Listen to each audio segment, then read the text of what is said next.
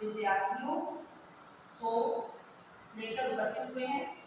जो विद्यार्थी कक्षा 10 में संस्कृत विषय लेकर के पढ़ते हैं, आज की कक्षा उनके लिए प्रारंभ होती है। आज के वीडियो में हमारा द्वितीय पाठ गद्य विभाग का द्वितीय पाठ आज हमने लिया है, जिसका शीर्षक है उद्भिज परिषद। उद्भिज परिषद, उद्भिज मतलब होता है वृक्ष, वृक्षों की परिषद मतलब होता है सभा, वृक्षों की सभा। सभी किताब में देखेंगे। सबसे पहले वृक्षों की सभा में क्या कहानी है, क्या सारांश है, इस पर हम एक प्रकाश डालेंगे। प्रस्तुत शीर्षक में लेखक ने मानव जाति पर सीधा प्रहार किया है, यानी कि मानव के ऊपर उन्होंने सीधे कटाक्ष साधे हैं, क्योंकि यहाँ वृक्षों की एक कल्पित सभा का वर्णन किया जा रहा है। कल्पित का मतलब समझ रहे हैं? कल्पित का मतलब होता है कल्पना करना। जैसे आप अभी यहाँ पर बैठे हैं और यहाँ बैठे बैठे आप कल्पना कर रहे हैं कि मैं देश का प्रधानमंत्री बन जाऊं, मैं विद्यालय की प्रधानाचार्य बन जाऊं, मैं संस्कृत विषय की अध्यापिका बन जाऊं, मैं सेना में चली जाऊं, मैं पुलिस में चली जाऊं। ये कल्पनाएं तो है भी आपकी, लेकिन जब आप उसके लिए प्रयास करते हैं और आप निश्चित रूप से अपने उद्देश्य की प्राप्ति कर लेते हैं।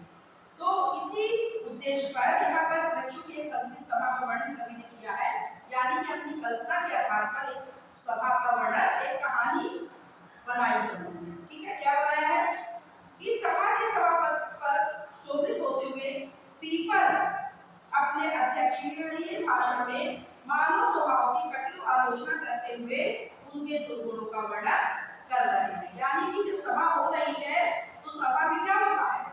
बहुत सारे लोग होते हैं ना, और अगर बहुत सारे लोगों में सभी एक साथ बोलने लगेंगे तो किसी को समझ में आएगा कि कौन क्या बोल रहा है, क्यों नहीं?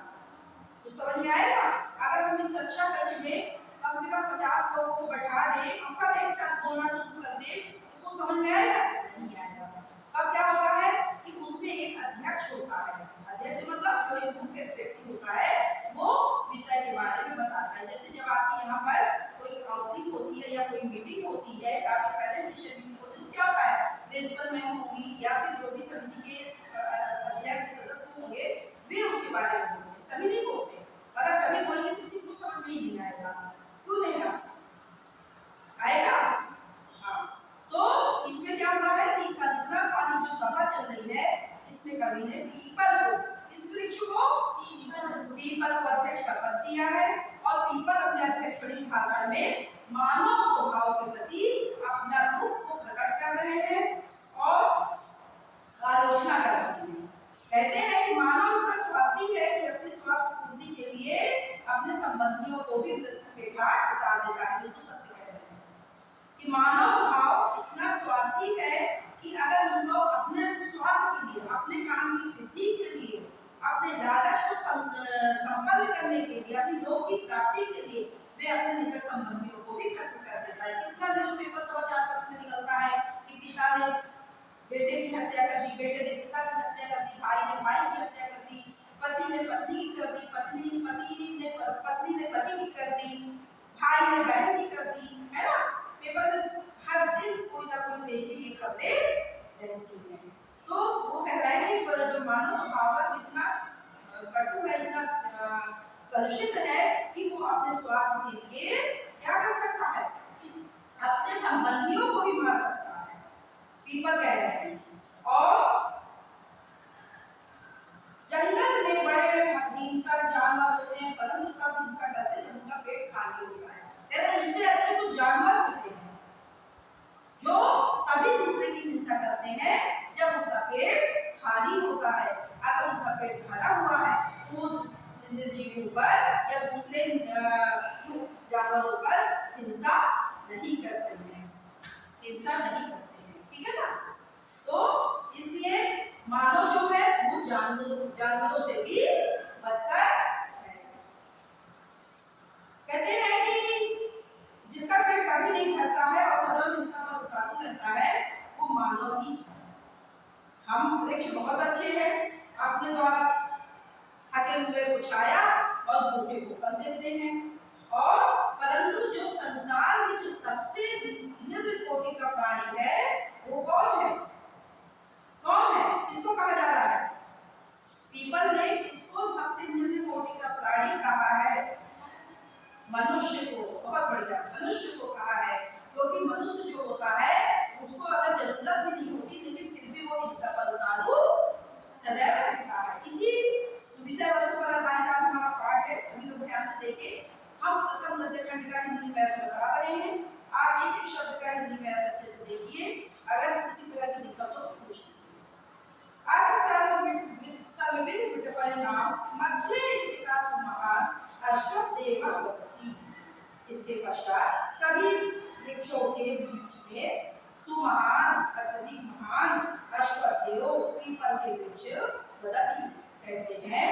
वो वनस्पति कुल प्रदीपा महाकालका कुसुम कोमल दंतुचा लता कुंतला लग्नाश सारिता श्रवन्तु भवन्तः।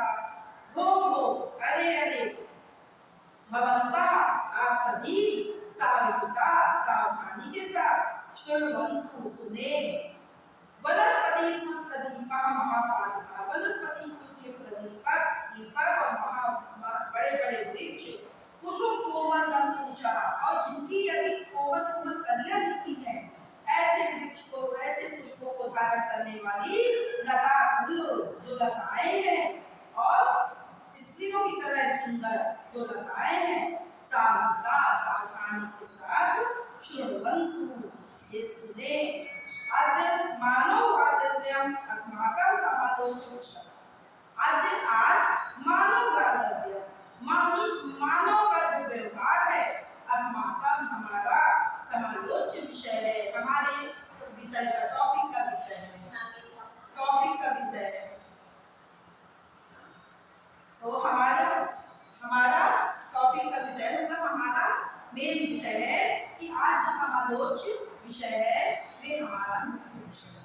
विभिन्न प्रकार के विषयों में कहते हैं कि जो मनुष्य है वो सबसे ज्यादा क्रूर और हिंसक प्राणी है और उसी पर चर्चा करना आज हमारा समालोच्य विषय। ठीक है। सर्वासु सृष्टि धारासु निर्दिष्टतम मानव सृष्टि, संपूर्ण सृष्टि धारासु संपूर्ण पृथ्वी धरा पर सबसे निर्दिष्ट सबसे निम्न कोटि का जो प्राणी है वो मानव सृष्टि मनुष्यों का संसार है। जीव सृष्टि प्रवाह है तो मानव ही परतकार। जीव सृष्टि के प्रवाह में मानव की तरह है परतकार, दूसरे के जीवन को प्रताड़ित करने वाला, स्वार्थ साधन वाला, अपने साधन को सिद्ध करने में तत्पर, मायावी, कपट व्यवहार कुशला, व्यवहार कुशल, कपट व्यवहार करने में कुशल, हिंसा मिलता जीवों और हिंसा में तत्पर दूसरा जीव नहीं दिखाई देता। कैसे? देखिए जब समय पड़ता है तो हम लोग क्या करते हैं? वृक्षों की पूजा करते हैं नहीं? आम की पूजा करेंगे, पीपल की पूजा करेंगे, बरगद की पूजा करेंगे, आंवले की पूजा करेंगे और भी अन्य वृक्षों की पूजा, तुलसी की पूजा करेंगे, अन्य वृक्षों की पूजा करते हैं सभी लोग। लेकिन जब हमको जरूरत होती है तो उन्हीं वृक्षों को काटने में पहुंच जाते हैं। अगर हमारे बाग में आम के पेड़ लगे हुए हैं और हमको जरूरत है कि हमको एक पेड़ बढ़वाना, तो अब क्या करेंगे? अरे एक पेड़ खरीदने से चलो बाग का आम का पेड़ लगाना होता है, उसको काट देते हैं, उसी लकड़ी से हमारा फर्नीचर बन जाएगा। करते हैं कि नहीं करते? तो वही वो कह रहे हैं कि देखो ध्यान से, कपट व्यवहार, कपट मतलब कपट रूपी व्यवहार करते, कभी तो ये हमारी पूजा करते हैं और कभी हमको ही काटना शुरू कर देते। कौन कहता है? कौन सा पेड़? पीपल का पेड़ कह रहा है। किसकी सभा में कह रहा है? मनुष्य की सभा में, वृक्षों की सभा में। बहुत बढ़िया, वृक्षों की सभा में पीपल का पेड़ इस बात को कह रहा है। आगे देखते हैं। भवन्तः नित्यम एव आचरणीयम सिंह व्याकुंठान हिंसत्व भावना प्रसिद्धान स्वपदार्थ अवलोकयन्ति प्रत्यक्षम। भवन्तः आप सभी नित्यम एव आचरणीय, आप लोग नित्य ही इनका जंगल में आचरण देखते होंगे। कैसे देखते होंगे? सिंह व्याकुंठान, सिंह और बाघ जैसे जंगल में प्रमुख होते हैं, हिंसक को भावनाया तो वो किसके लिए प्रसिद्ध होते हैं? शेर और बाघ जंगल में किसके लिए प्रसिद्ध होते हैं? किस काम के लिए? शेर और बाघ से सारे जीव जंतु क्यों डरते हैं? बताओ भैया। शेर और बाघ है, देखा है कभी? खड़ी हो जाओ। शेर और बाघ को देखा है कभी? देखा नहीं देखा? शेर कैसा होता देखा है? अच्छा चलो, तो शेर कैसा होता है? अच्छा, तो वो शेर जो होता है उसका क्या, उससे पूरे जंगल का राजा होता है, होता है कि नहीं होता? उससे सभी जीव जंतु क्यों डरते हैं? क्यों डरते हैं? क्योंकि उनका जो स्वभाव होता है वो हिंसात्मक होता है, वो किसी की भी हिंसा करने पर उतारू हो जाते हैं ना। तो इसलिए सिंह और बाघ से संपूर्ण जंगल के लोग डरते हैं, और पूरे जंगल में लोग प्रसिद्ध भी है। बैठिए, पूरे जंगल में प्रसिद्ध भी है। तो कह रहे हैं नित्य ही रोज ही अरण्यचारिणा जंगल में घूमते हुए सिंह व्याघ्र भान। सिंह और बाघ जो प्रमुख है वो हिंसक भावना, हिंसा की भावना के कारण प्रसिद्ध है। और स्वपदान और वो हम लोग खुद ही देख सकते हैं। ततो भगवता एवं सामने वृक्षन्ते, इसलिए आपसे मैं विनम्रतापूर्वक पूछता हूँ, कथयंत भगवता यथा तथ्येन वेदेन साधुत्या मनुष्यो दिशम प्रतिष्ठा। कहिए कि आप सभी यथा तथ्येन अपनी सामर्थ्य के अनुसार हिंसा क्रियाओं में मनुष्य की दिशम प्रतिष्ठा, ठीक है, जो मनुष्य है उसको दिशा, उसकी कठोरता को आप सभी की कहिए। स्वपदान हिंसा कर्म जठरानंद निर्माण मात्र तेजोतम। स्वपदान हिंसा, अपनी हिंसा जो उनका हिंसा का कर्म मनुष्य करते हैं, किसलिए करते हैं? जठरानंद निर्माण, जठरानंद मतलब पेट के अंदर जो आग है, पेट के अंदर आग को क्या बोलते हैं? जठरानंद। 3 प्रकार की अग्नि होती है। कितने प्रकार की? 3 प्रकार की। दावानल, जठरानल और बड़वानल। पता है किसी को? नहीं पता? जठरानल, दावानल, जठरानल, बड़वानल। दावानल अग्नि होती है जो आपकी जंगल में होती है, पेड़ पौधे के बीच में। जठरानल अग्नि होती है जो आपके पेट के अंदर लगती है। जब आप भूख लगती है तो आपने कभी अनुभव किया है कि आपके पेट के अंदर जलन हो रही है? किया कि नहीं किया? आग जैसी जल रही है पेट के अंदर, जलन होने लगी है पेट के अंदर, कभी फील किया कि नहीं किया? किसने किया? नेहा ने फील नहीं किया? कभी फील नहीं? आज भूख लगी, भूख लगता कुछ मत खाने के बाद 12-1 बजे देखना नहीं पेट के अंदर जठरानल जलने लगी, मतलब पेट के अंदर जो अग्नि है, भूख की जो आग है वो जलने लगी, उसी जठरानल होती है। और बड़वानल होती है जो समुद्र में आग होती है, ठीक है, जो समुद्र में आग होती है वो बड़वानल। लिख लीजिए, ये बहुत इंपॉर्टेंट है। दावानल, जठरानल, बड़वानल, ये 3 प्रकार की अग्नियां होती हैं। तो जठरानल मतलब जो पेट के अंदर आग लगती है, भूख के कारण जो अग्नि उत्पन्न होती है उसे हम कहते हैं जठरानल। तो कह रहे हैं ईश्वर प्रदान हिंसा कर्म जठरानल निर्माण मात्र तेजोतम, कि इनका हिंसा का काम केवल किसके लिए करते हैं? जठरानल, पेट के अंदर जो आग है उसको शांत करने के लिए करते हैं। सकृत उपजातायाम सदल पूर्ति, और निश्चित रूप से यह अपने उदर की पूर्ति के लिए इस कार्य को करते हैं। नाहि ते कर्तन लताना की अनंत संस्कारना। और क्या कह रहे हैं कि नहीं थे और वे कर्तन लताना, वो हरण संस्कारना को करती, वो हरण मतलब मृग के बच्चों को मारने पर भी जरा भी उनके हाथ नहीं कांपते। नावा तथा दुर्बल जीव खाता था अटवी, तो अटवी और फिर भी दुर्बल जीव खाता था, कमजोर जीवों को मारने के लिए वे अटवी का मतलब जगह जगह पर परिभ्रमण घूमते रहते हैं। कौन? मनुष्य घूमते रहते हैं। कौन कह रहा है? पीपल का पेड़ कह रहा है।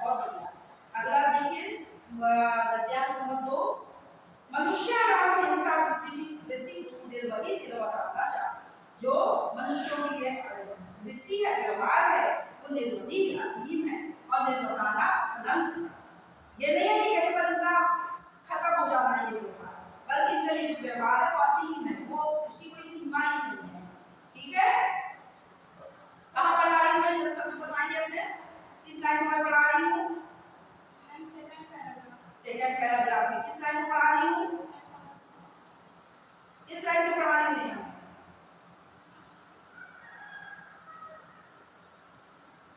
आत्मनो अकर्षा समाशंकिते, अपने अपमान की शंका करते हुए भी तत्व वही मानवानां हिंसा वृत्ति प्रदत्ते, मानवों की हिंसा की गति चलती रहती है। स्वार्थ सिद्धये मानव दानानुत्तम तमुं नृत्यं सुदिनं स्वपक्षं चारिदाये उपनंदी।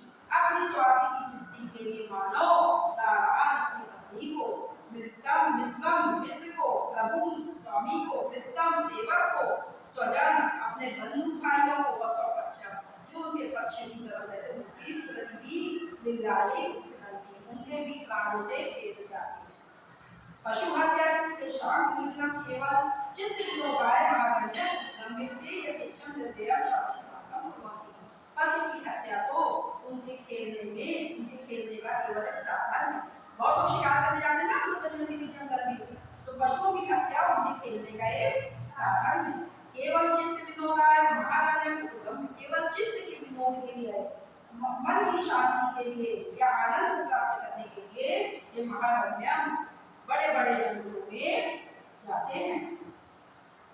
तो गमते यथेच्छं निर्दयं च पशुमातं कुर्वते, वो अपनी इच्छा के अनुसार निर्दयी होकर के पशुओं को मारते हैं। तेषु पशुताः व्यापारम् आलोक्य जडानपि अस्माकं विधीयते हत्यम्। उनके इस पशुओं के प्रति, पशुओं को प्रहार के व्यापार को आलोक्य मतलब देख करके, जड़ा भी जो जड़ लोग भी हैं वे भी अस्माकं विधीयते हत्यम्। जो हम लोग जड़ लोग हैं, वृक्ष होते जड़ होते ना एक जगह स्थित रहते, चलते नहीं है ना, तो वृक्ष कह रहे हैं जो हम लोग जड़ लोग हैं, हमारा भी हृदय जो होता है वो विधीयते घटने लगता है उनके इस व्यवहार को देख कर। अन्यथा पशुनां पशुवस्तूनि प्रकृत्या, इस प्रकार पशुओं को वस्तुओं की तरह यह स्वाभाविक रूप से भक्षण करते रहते हैं। ना ही पशु भोजन व्यापार प्रकृति नियम उल्लंघन होती, ना ही पशुओं का भोजन व्यापार में, बल्कि ये प्रकृति के नियम का भी उल्लंघन करते हैं। ना केवल पशुओं को मारते हैं, बल्कि प्रकृति के जो नियम है उनका भी ये उल्लंघन करते हैं। देश में मांस भुजा, उनमें ये मांस को भूज करके, ते मांस मांस को लेकर के ना अन्य आकाशीय, इसके अलावा कोई आकांक्षा इच्छा नहीं है। एक गुना फल मूलाश नस्ते तैरई जीवती, ये फिर से फल और मूल को प्रति भी जीव अपने को जीवित रखते हैं। मानवानां दृश्यते तादृशा, मानव की तरह कोई दूसरा नहीं दिखाई देता है। तस्मिन् निर्दिष्टो नियमः, जो किसी निर्दिष्ट नियमों का उल्लंघन करे। तो आज की कक्षा यही तक। कल हम गद्य संख्या 3 और गद्य संख्या 4 को पढ़ेंगे और यह पाठ पूर्ण करेंगे। तब तक के लिए अगर आप किसी प्रकार की दिक्कत है तो आप इस पाठ को पढ़ेंगे, उससे पूछेंगे, शब्दार्थ अपनी कॉपी पर लिखेंगे और उसको याद